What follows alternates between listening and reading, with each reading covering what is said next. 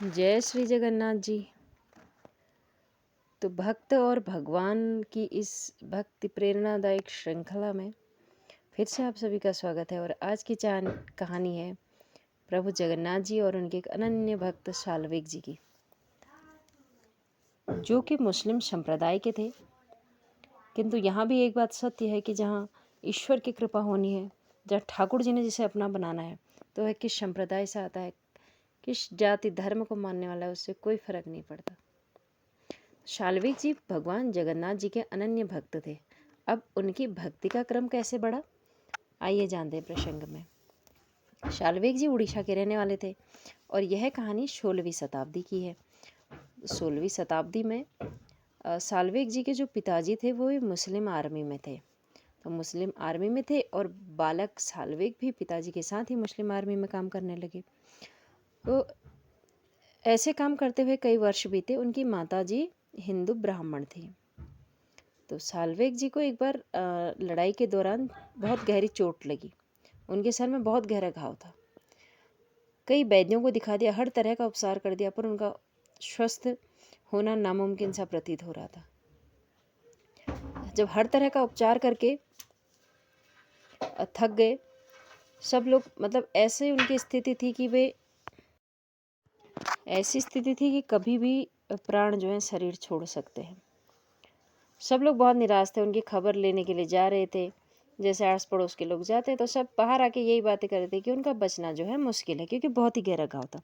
तो जब व्यक्ति हर तरह से हार जाता है, तो वह हाथ खड़े करके जब ईश्वर को अपने को समर्पित करता है, समर्पण भाव से ईश्वर को याद करता है, तो ईश्वर ज़रूर आते हैं। उनकी माता जी ने शाल्विक जी से कहा कि वे भगवान जगन्नाथ जी से प्रार्थना करें, उनके शरणागत हुए। तो शाल्विक जी ने माता की बात मानकर प्रभु जगन्नाथ जी की शरण में गए और उनका नाम जप किया या पुकारा, जो भी किया। इसके कुछ समय पश्चात ही एक बार स्वप्न में उन्हें जगन्नाथ जी के दर्शन हुए और स्वप्न में ही प्रभु जगन्नाथ जी ने शाल्विक जी को एक विभूति दी, जिसे निद्रा में ही शाल्विक जी ने अपने मस्तक पे लगाया जहाँ घाव था। और अगले दिन प्रातः ही उनका जो दर्द था, घाव था, सब दूर, वो एकदम स्वस्थ हो गए। खुद शाल्विक जी भी आश्चर्य में थे, देखने वाले भी आश्चर्य में थे कि यह किस प्रकार, कि कल तक तो शरीर इतना गहरा घाव था शरीर पे कि बचना मुश्किल था, और एक ही रात में कहाँ गायब हो गया। सब ठाकुर जी की कृपा थी, जगन्नाथ जी की कृपा थी। और वो दिन था कि शाल्विक जी प्रभु जगन्नाथ जी के अनन्य भक्त बन गए। जहाँ ऐसी कृपा हो तो भला अनन्यता क्यों ही ना आए भक्ति में।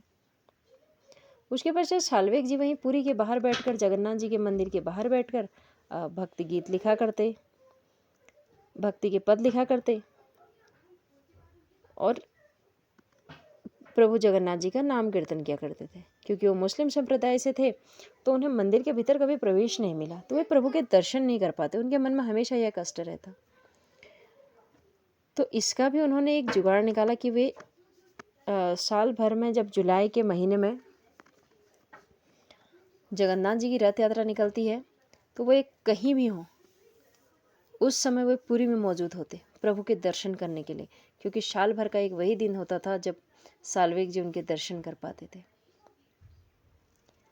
अब एक बार क्या हुआ कि जो शाल्विक जी थे वे पुरी से बाहर थे, किसी कारणवश वे समय पर ना पहुंच पाए। वो मन ही मन प्रभु से प्रार्थना करने लगे कि मैं आ रहा हूँ, मैं समय पर नहीं पहुंच पाया, लेकिन आप मेरी प्रतीक्षा करना प्रभु, मेरी प्रतीक्षा करना, मैं आ रहा हूँ। और जगन्नाथ जी का रथ रास्ते में था, जहाँ था वहाँ से 1 सेंटीमीटर आगे ना बढ़ा। हजारों लाखों भक्त खींच कर थक गए, मतलब परेशान हो गए कि क्यों प्रभु का रथ आगे नहीं बढ़ रहा। तो जब शाल्विक जी आए, उन्होंने हाथ जोड़े प्रभु के दर्शन किए। उसके पश्चात ही भगवान का रथ आगे बढ़ा। उस दिन के बाद से शाल्विक जी की जो भक्ति की चर्चाएं थी वो होने लगी। सब लोगों ने जानने लगे कि ये प्रभु के अनन्य भक्त हैं। और उसके पश्चात उन्हें वहीं पुरी में ही जो है मंदिर के पास में रहने का स्थान दे दिया गया। तो जो गुड़ीचा मंदिर है और जगन्नाथ जी का मंदिर है, उसके बीच में ही उन्हें जो है रहने का स्थान दे दिया गया। वे वहीं रहकर अपनी कविताएं करते, गीत लिखते और अपना नाम भजन कीर्तन किया करते थे। अब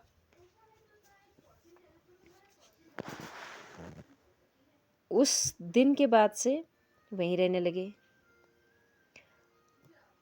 अब उन्होंने एक बार कहा था कि यदि मेरी भक्ति सच्ची है तो जगन्नाथ जी मेरी मृत्यु के पश्चात भी मेरे मज़ार पर आकर मेरे से मिलेंगे।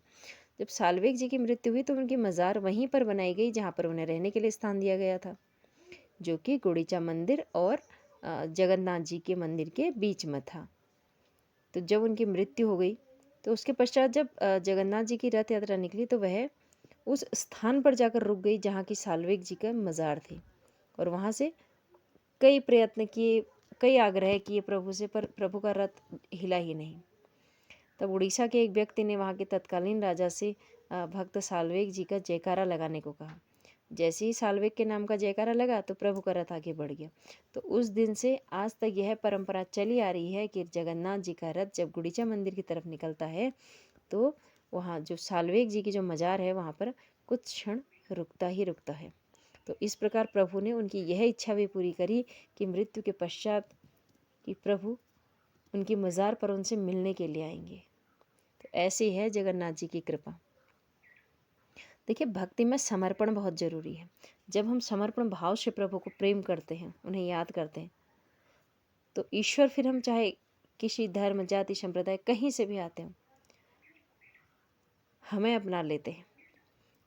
क्योंकि जितना प्रेम हम ईश्वर से करते हैं उतना ईश्वर भी हमसे करते हैं, चाहे वह किसी भी संप्रदाय के हो। जिसे अपना बनाना होता है उसे प्रभु अपना बना ही लेते हैं।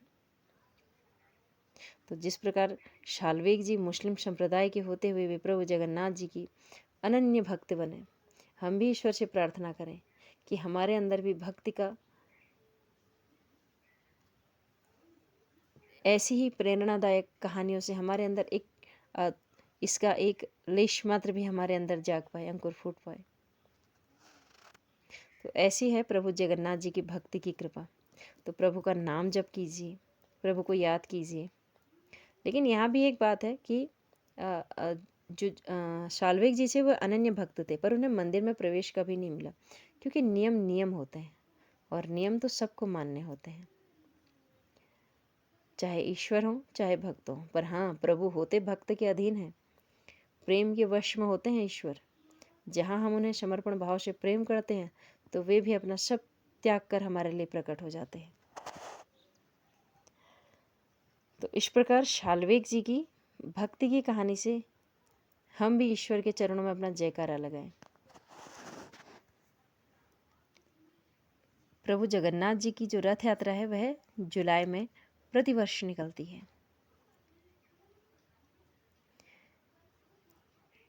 इस प्रेरणादायक कहानी से यदि आपके मन में भक्ति का जरा सा अंकुर फूटा हो, ऐसी प्रेरणादायक कहानियां सुनने का और लालसा उत्पन्न हुई हो, कमेंट में राधे राधे लिखें। इसी श्रृंखला में हम आगे फिर राधा रानी, श्री कृष्ण, वृंदावन के भक्तों की अन्य कहानियां लेकर प्रस्तुत होंगे, क्योंकि वृंदावन में ना जाने ऐसे कितने ही भक्त हैं जिनकी कहानियां अनकही अनसुनी हैं। क्योंकि ठाकुर जी हैं प्रेम के वश में। श्री बांके बिहारी, श्री राधा कृष्ण, जिस भी स्वरूप को हम मानते हैं उसे प्रेम से, जितने समर्पण भाव से हम याद करते हैं, ईश्वर भी उतने ही समर्पण भाव से हमारे लिए खड़े रहते हैं। और ऐसे चमत्कारिक की दर्शन होने की, किसी न किसी क्षण किसी न किसी को दर्शन देने की चमत्कारिक लीलाएं तो हमारे बांके बिहारी जी करते रहते हैं। जब भी मौका मिले पुरी में जगन्नाथ जी के दर्शन करने के लिए जाएं। ईश्वर से प्रार्थना करें कि हम जीवन में एक बार आपके दर्शन कर पाएं, कम से कम एक बार। हम एक बार तो वृंदावन जा पाएं। तो आपको भक्त साल्वेग की कहानी कैसी लगी, कमेंट में ज़रूर बताएं। जय जगन्नाथ जी, जय श्री राधा कृष्ण।